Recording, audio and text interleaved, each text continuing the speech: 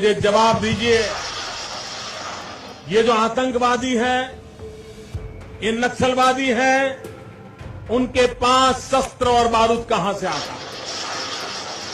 वो तो विदेश की धरती से आता है और सीमाएं संपूर्ण रूप से आपके कब्जे में है। सीमा सुरक्षा बल आपके कब्जे में है। मैंने उनको दूसरा सवाल पूछा, हमने कहा आतंकवादियों के पास धन आता है, हवाले से आता है, पूरा मनी ट्रांजैक्शन का कारोबार भारत सरकार के कब्जे में है, आरबीआई के अंडर में है, बैंकों के माध्यम से होता है। क्या प्रधानमंत्री आप इतनी निगरानी नहीं रख सकते कि ये जो धन विदेश से आकर के आतंकवादियों के पास जाता है आपके हाथ में है, आप उसको क्यों नहीं रोकते हैं? नमस्कार दर्शकों का स्वागत। भाई 2 दिन से बड़ी दुखद घटना है जिस पर पूरे देश में गुस्सा है। 2 दिन पहले जिस तरह लाल किले के पास एक चलती गाड़ी में जो विस्फोट हुआ, करीब 10 लोगों की मौत के बाद उस खबर को, उस घटना को अलग अलग एंगल से देखा जा रहा है। कई तरह के उसमें फ्रेमिंग बनाई जा रही है। भारतीय जनता पार्टी की लगातार 10 साल से सरकार है और तीसरी टर्म शुरू हो गई। जो सरकार लगातार कांग्रेस सरकार पर हमला करती थी, आज कुछ घटनाएं ऐसी उनके शासनकाल में भी हो गई और लोगों के अपने अपने तर्क होते हैं, उसको अलग अलग एंगल से देखा जा रहा है। उसमें कई जो आरोपी बनाए गए हैं, संदिग्ध हैं, ज़्यादातर उनमें मुस्लिम समाज के डॉक्टर्स को ज़्यादा देखा जा रहा है कि भाई मतलब जांच अभी जारी है, लेकिन उसको लेकर कुछ लोगों की अपनी बात हो सकती है। और इसी कड़ी में मुकेश तायल हमारे साथ हैं, जो अक्सर राजनीतिक चर्चा पे बड़े कड़वे शब्दों में चोट करते हैं। तो इनका कल सुबह मेरे पास एक प्रेस नोट गया, तो उस प्रेस नोट को तो मैं कैसे दिखा सकती हूँ, क्योंकि सोशल मीडिया पे तो जो कोई बोलता है वही हम दिखा सकते हैं।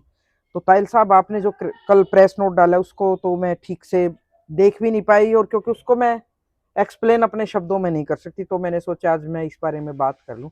बड़ी दुखद घटना थी, पूरा शहर मतलब पूरा देश में इस बात को लेके ये मैडम जो आतंकवादी घटनाएं हैं ये दुखद तो हैं ही जी।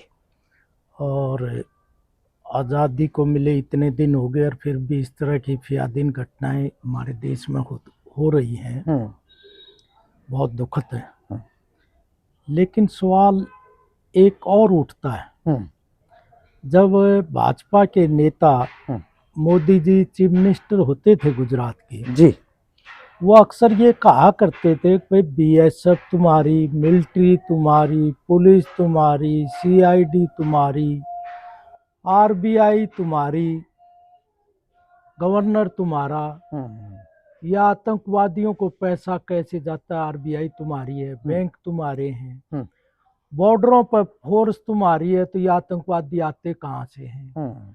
आपका ये एक्सप्लोसिव आया कहाँ से, हथियार कहाँ से आते हैं जब सब कुछ आपका है? और तो वो ये कहता था बड़े स्टाइल में, कॉमेडियन स्टाइल में, भाई कुछ न कुछ गड़बड़ तो दिल्ली में, कुछ न कुछ गड़बड़ तो दिल्ली में बैठे लोगों में। तो जब तो प्रधानमंत्री कांग्रेस का था मनमोहन सिंह 10 साल, उसमें घटनाएं हुई तो वो अक्सर उसी को टारगेट करता था। तो अब उस टाइम मनमोहन जी को इस्तीफे की बात करते थे, इस्तीफा दो भाई। अब क्या प्रधानमंत्री के मौजूदा जो आदमी ये बात करता था वही खुद प्रधानमंत्री हो, सिस्टम तो सारा देश का वही है, सारी मिलिट्री, पुलिस, आरबीआई सब कुछ इन्हीं के अंडर है, बल्कि और अपडेट करने का दावा किया जा रहा है। अपडेट और भी ये कह रहे हैं डेवलपमेंट कर लिया, ठीक है। इंफॉर्मेशन सेंटर्स को बड़ा इन्होंने आधुनिक कर लिया। तो अब क्या ये खुद इस्तीफा देंगे? नहीं देंगे, क्योंकि बीजेपी ने तो भारत को 50 साल पीछे ले गए, इन्होंने कुछ नहीं किया इस देश में और ना करने जा रहे। लेकिन सरकार तो बना ली, सरकार से तो बाहर ये आगे भी ना रहने की सोच रहे। वो तो सरकार का तो तंत्र ढूंढ रखा है, जैसे बिहार में है 10-10 हजार पे पैसा बांटा, राज ले लेंगे। अब ये ये तेजस्वी या कांग्रेस के लोग ये सोच रहे हम सरकार बनाएंगे, तो दादा बड़ा न भैया सबसे बड़ा रुपया, कहावत है ये हमारे देश की। तो पैसा जाएगा उनके पास वो, और जब उससे चूक गए तो भाई मशीन तंत्र है, वोट तंत्र है, वोट मशीनों से है, मशीनों में कर देंगे सब कुछ।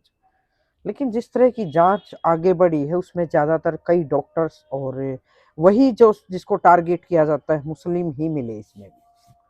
तो इतने लंबे टाइम से भारतीय जनता पार्टी की सरकार है और इन पे पूरी नजर रखे हुए थी, उनके इनके इनके ऊपर कार्रवाई भी लगातार थी। इसी समाज के यूथ या डॉक्टर्स या क्यों मिलते हैं, ये भी एक चिंता का विषय।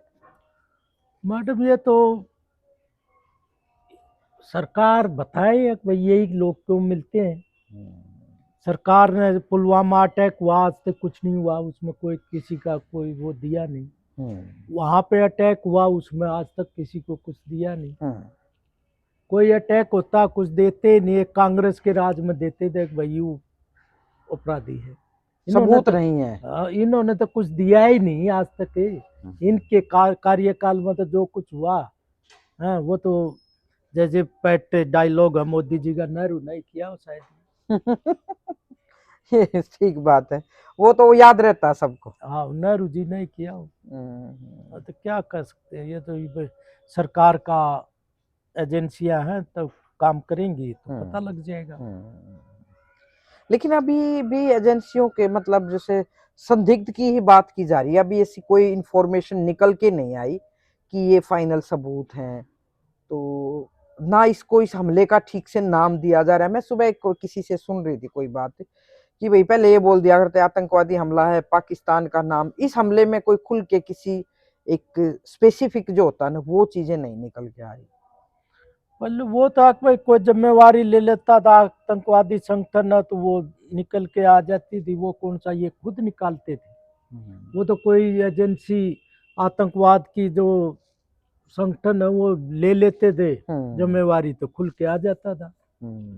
बाकी तो वो जो भी है ये एजेंसीज हैं ये काम करेंगी। तो वो ये मोदी जी के हाथ में बताएंगे, इस्तीफा देंगे या क्या करेंगे, सब कुछ उनके हाथ में है। उनके हाथ। मैंने तीसरा सवाल उनको पूछा कि विदेशों से घुसपैठ आते हैं, घुसपैठ आतंकवादियों के रूप में आते हैं, आतंकवादी घटनाएं करते हैं, भाग जाते हैं।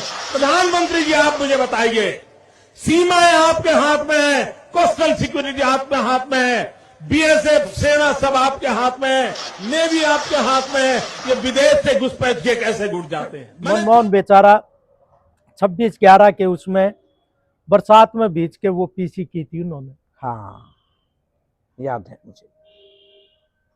आतंकवादी हमला हुआ था जब मुंबई में, इसने क्या किया प्रधानमंत्री जी ने?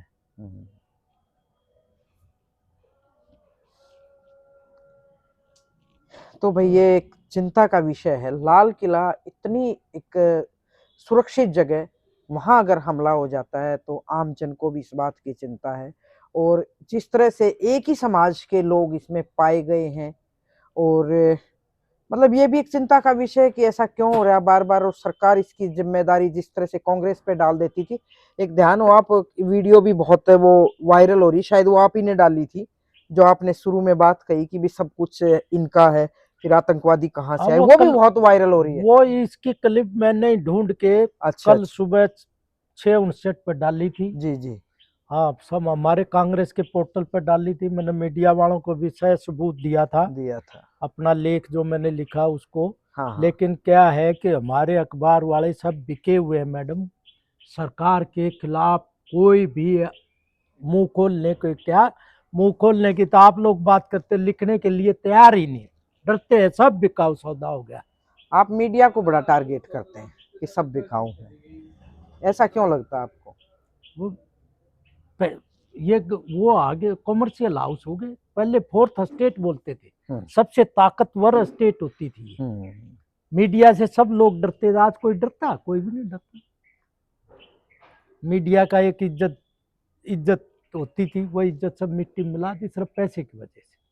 आप देखेंगे जितने भी चैनल है आपके भी, ये जितने चैनल है अडानी अंबानी के।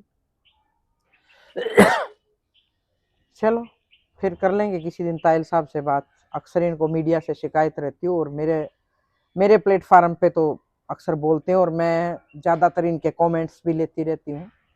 कुछ छोड़ देते हैं दर्शकों पर कि वो अपना कमेंट्स दें जो भी इन्होंने बात बोली है।